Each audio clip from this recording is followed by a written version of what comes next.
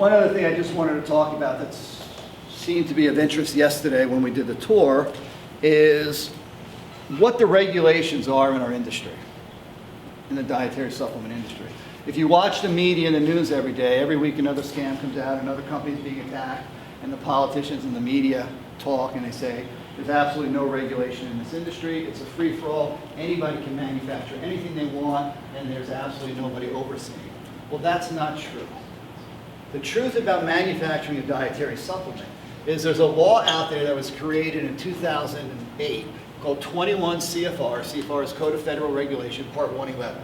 And these are the laws, the regulations for manufacturing, packaging, labeling, or even storing a dietary supplement.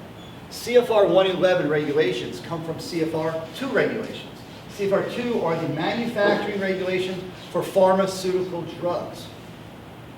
So they took those laws and they adopted them into our industry, dietary supplement, and it's called CFR 111.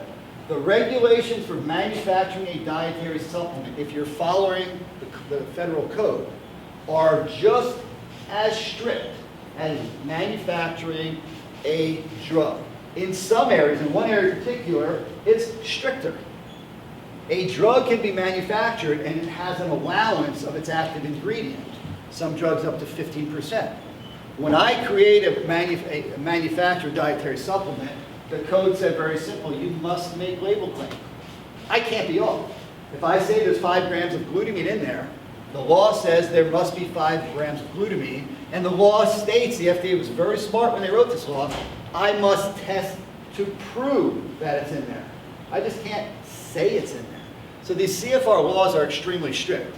To give you an idea of what has to happen, I can't even buy an ingredient before I qualify the manufacturer. Once that ingredient comes into a facility, a manufacturing facility in the US, they're not allowed to use it. They must quarantine it. And they must test it to prove it meets what it's supposed to be. Its purity, its strength, its identity, all have to be proven.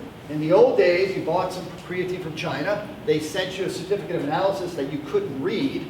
You saw 98% written on it somewhere. Okay, good. The law, again, doesn't state that you have to prove it. It states that you have to test it to prove it.